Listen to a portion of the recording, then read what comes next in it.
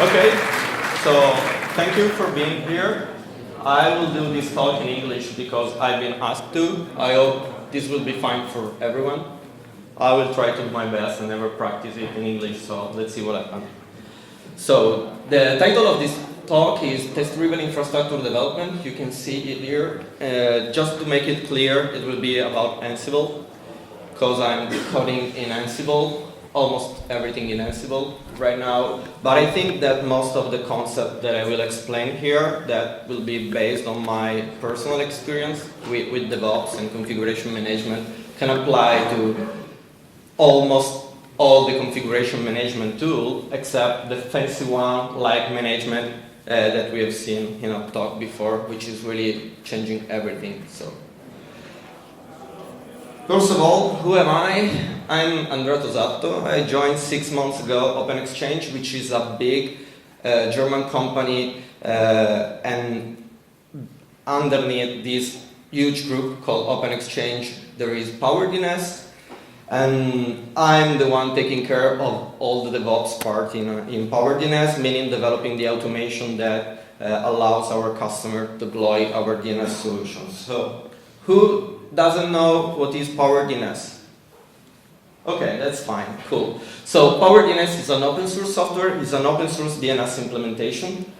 The project started in 1999, and you will see later in the presentation the picture of the man who started the project. And after 8 years, it became open source. It's available on GitHub there. And actually, this is after 8 years, you see it. Number 8 is really important in the project. I'm really looking forward to see what will happen in the next 5 years, so 6 years. So let's see. By the way, this became part of OpenExchange in 2015, and after this acquisition, actually, we pushed a lot of features in the open source project because we found someone founding the development. So it's really a popular software. Let's say it's not like Bind, because Bind is the reference implementation by ISC, but there are a lot of users using this software as open source. So we can say that 30% of the internet hosted domain in the world are powered by PowerDNS, because its API is really successful for an hosting provider company, and also with DNSSEC, which is a security extension to DNS, bringing authentication on the record, and this is something new, really important for the brand identity, protect from defacing attacks, something like that. Well, we have been really successful because we work at the RFC specification, and then we have been one of the first open source projects delivering an implementation of the RFC. And actually, what is PowerDNS? I'm not a C++ developer, but what is PowerDNS? It's a blazing fast piece of C++ software, and the DNS, it's super interesting because it's really powering the internet, and it's really important because everything you do is on the DNS, and the DNS has to be really fast, so it's really interesting and challenging. But we do Python, and I do Python, and I do Ansible in particular, so it's not only C++, but it's something bigger. So why this talk? Actually, yeah, this is a personal story, and this is something that we experienced when I joined the company, and when we worked on really large-scale deployment of DNS infrastructure. I was working a lot in the cloud, and after I joined this company, I started thinking again from scratch, find different solutions, discover new problems I was never thinking about before working with DNS, which is really something that, let's call it legacy. Probably not really interesting, but it's not like that. It's something where things are changing a lot because the internet is becoming bigger and bigger, so we really need to scale, we really need to be fast, and also we need agility on the infrastructure because we can't predict anymore the number of people that will hit the DNS because are growing every day super fast because of mobile internet and something like that. So this is my Ansible. It's something like an eye curve, so like my Ansible eye, but it's something slightly different because I was really loving Ansible at the very beginning. Then I started loving more and more. Then you see it. I started really dealing with production system, complex system with Ansible, and then my hype decreased. I still love it, but I found a lot of limitation in Ansible itself.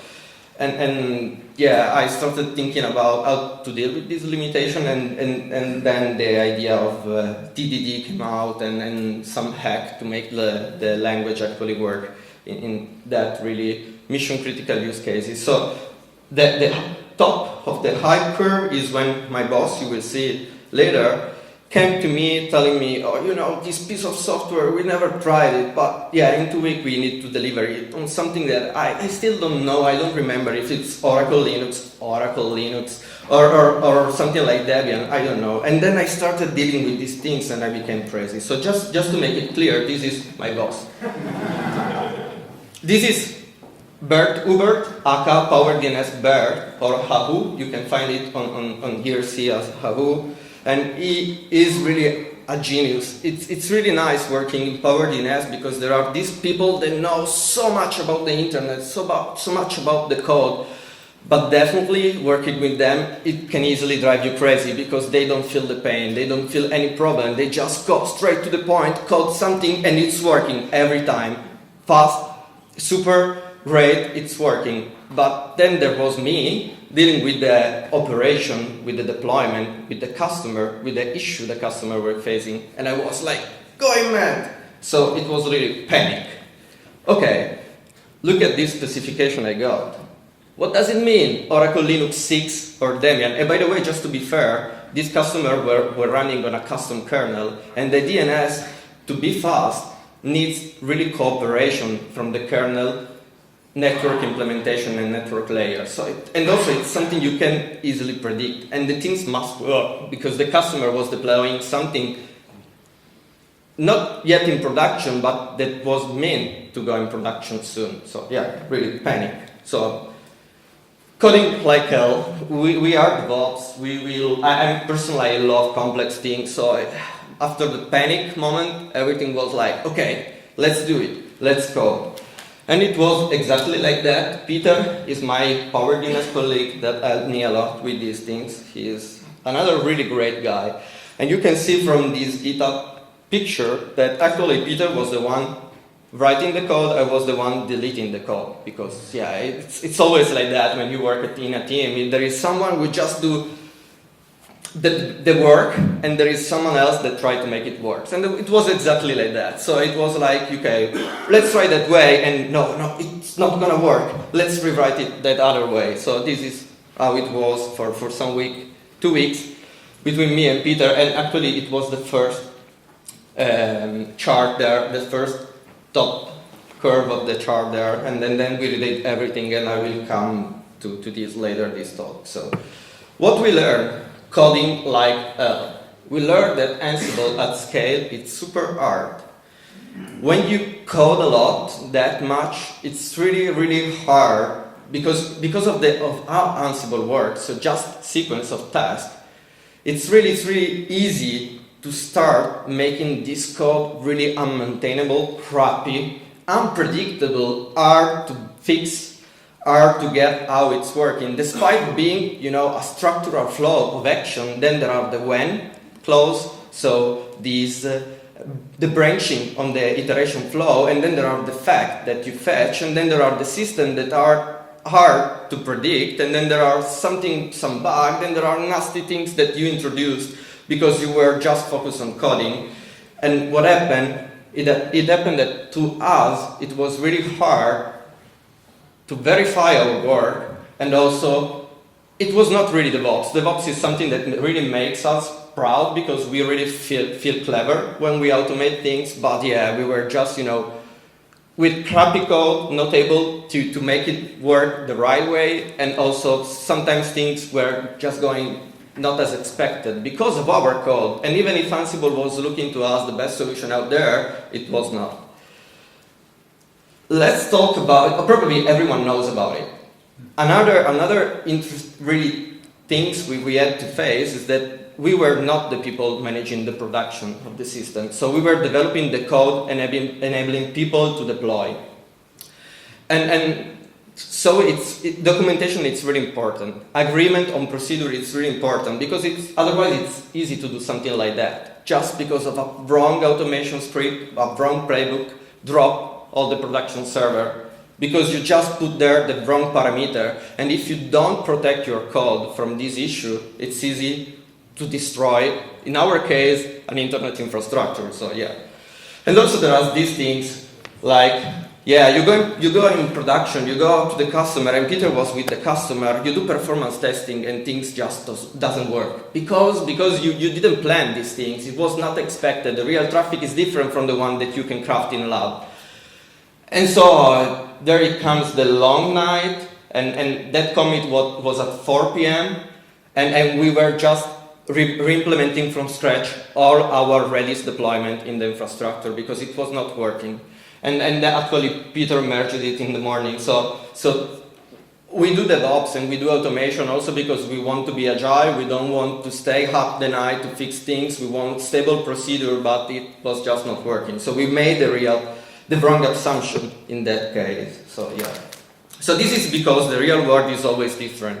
You can plan almost everything, but then when you go in production, there are small things that can change.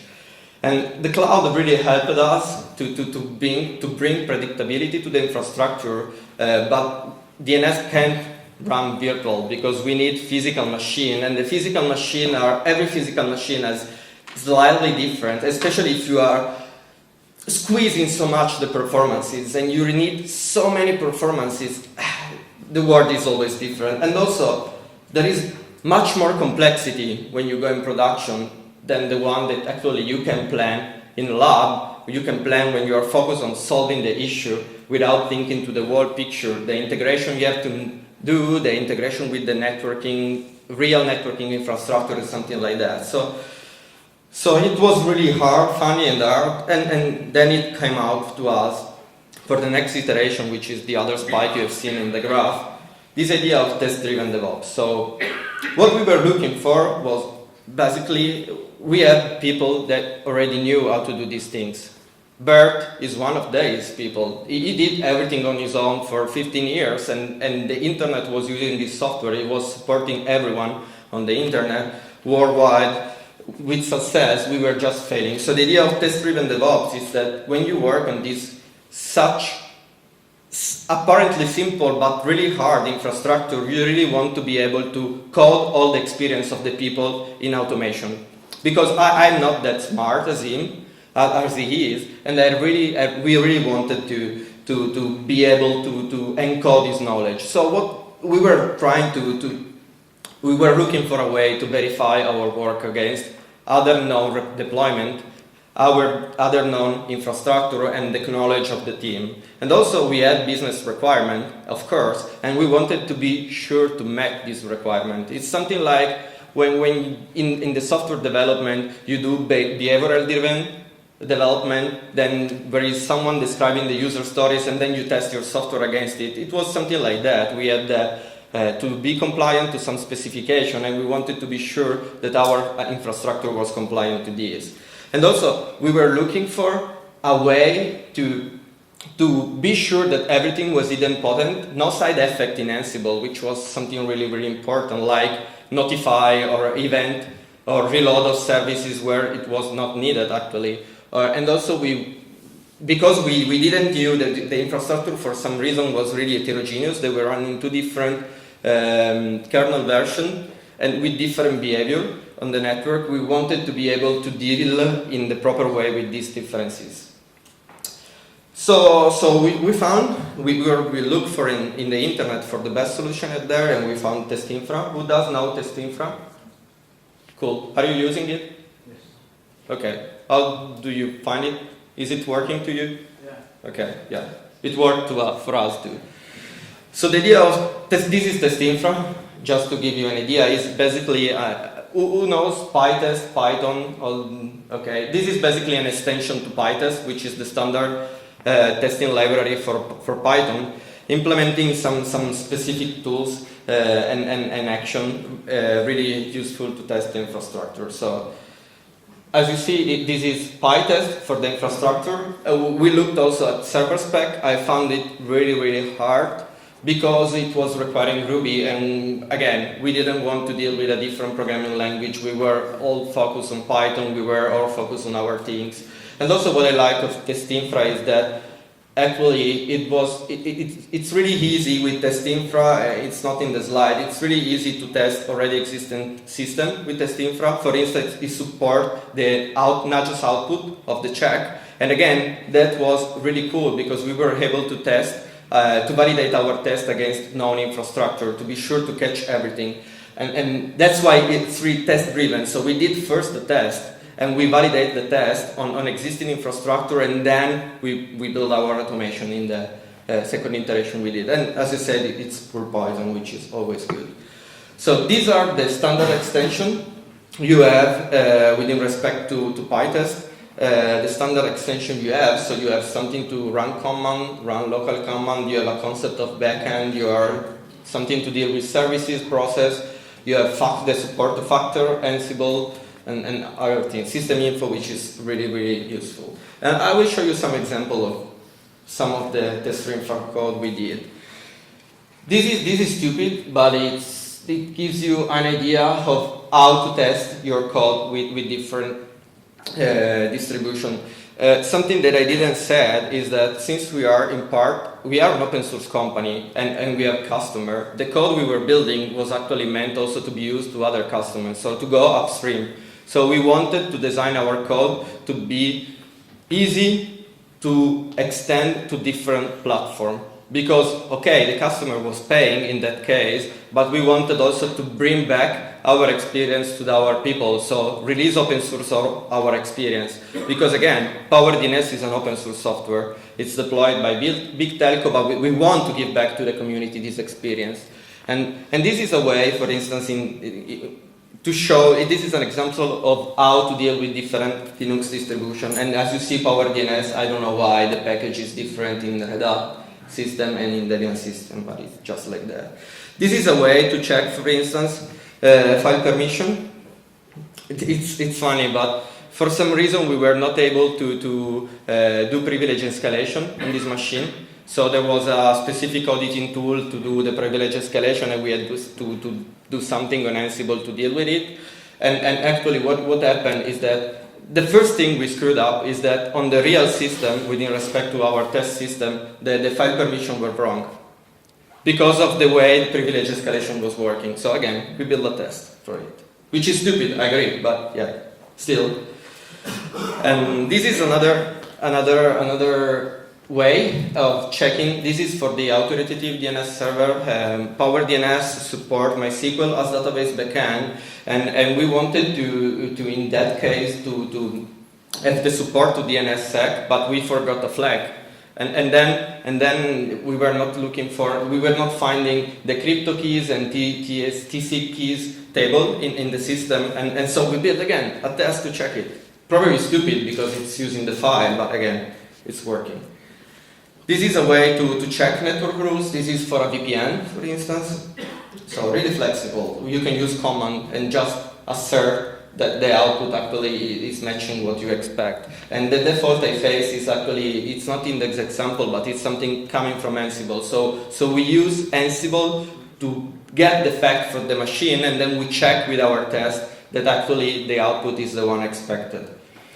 And this is another example to deal with SSL certificate, and this is how you can easily run the test. This is actually a project called EpiTunnel, which is not in production, and it's not meant to be in production, but again, we extended this approach to everything.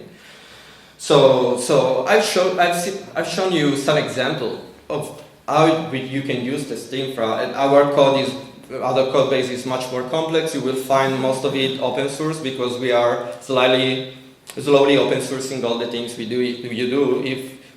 So if you go to the GitHub/PowerDNS organization, you will find some Ansible code, and there we are releasing upstream all the things we did. So tests are cool, but actually we want to give people a way to run this test. And also, one of the issues we found was that we were not able to validate everything. So it was really hard to test what we were doing because we were lacking on a workflow automation tool. So we found Molecule. Who knows Molecule? Good. It's really awesome. You really have to use it, and I will tell you why. Molecule is definitely something that saved us our life, and I'm really grateful to the guy who did it, because it saved us. And I will show you why I can't live without it. So this is Molecule, again, the website. It's really nice because it's actually, I'll show you here, it's actually a workflow management tool for the Ansible role development. All Ansible is really boring because all the roles have the same structure. You just every time have to do your own, all the boilerplating, all these things. And also, we were using Vagrant before to do the testing, which was working, but it was not really Ansible oriented. And Molecule is a tool that has been developed by some Cisco guy to actually help them out in the development of the Cisco OpenStack role. OpenStack, big, huge, complex, and they were exactly in our same situation. They were lacking a tool to help them out in the development, to verify, validate what they were doing. And what they did, they built this Python library command line tool to help them out. So to create a new role, for instance, all that you have to do is to run Molecule init with the proper argument, and it will create you a directory with all the roles, with the scaffolding of the role, with all the role things you need, enforcing best practices, which is really important. And then there is these things that I love, which is the Molecule YAML. Sorry if you can't read it well. I don't know if I can zoom, but basically what you have the definition of the instances you need to actually you need to spin up to test your code. So as you've seen here, we have these Molecule converge and Molecule test, which are really important command, because the Molecule converge create the infrastructure, all the machines you need, and then apply Ansible on this machine.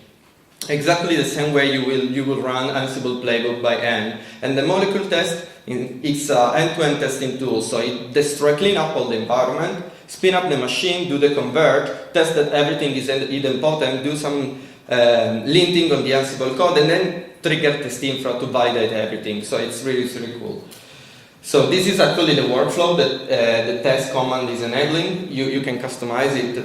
And so the idea of Molecule was automating the spin-up of the infrastructure. In that use case, we were using OpenStack because we wanted to create large infrastructure with the same specific kernel version. It was not working on our machine. Okay, it's not bare metal, but it was the best that we had to do the testing. And so you can wire up Molecule with AWS, OpenStack, Vagrant, whatever you want. And this is the sequence of the test. So we destroy everything, so everything is clean. We check the syntax, we create the machine, we apply Ansible, we check that everything is idempotent, and then we verify it. For verify, we mean running the test infra test. So this is an example of the workflow. If you run test, actually, it does everything for you.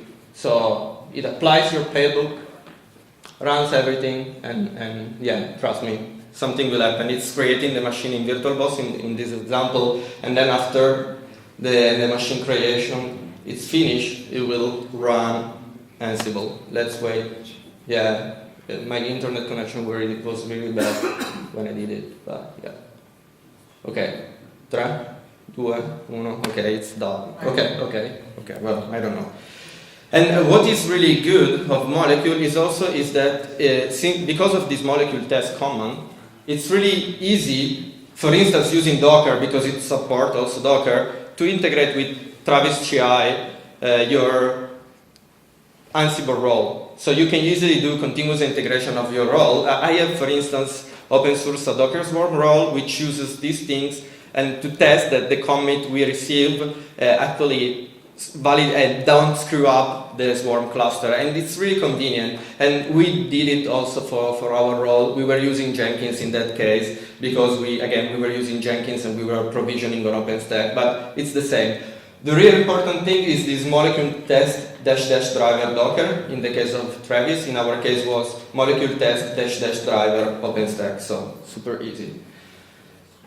This really helped us a lot, but again, since we are building something that people will use in different way, we were really lacking support to scenario. Every customer has his own configuration, and we need to be sure that what we deploy actually works in every specific scenario our customer is asking us to support. So again, we are building something for everyone. Every customer has his scenario, and we wanted to have a scenario-based testing. Who knows? Kitchen CI, Test Kitchen. Test Kitchen does this, and Molecule doesn't. At least was not doing it.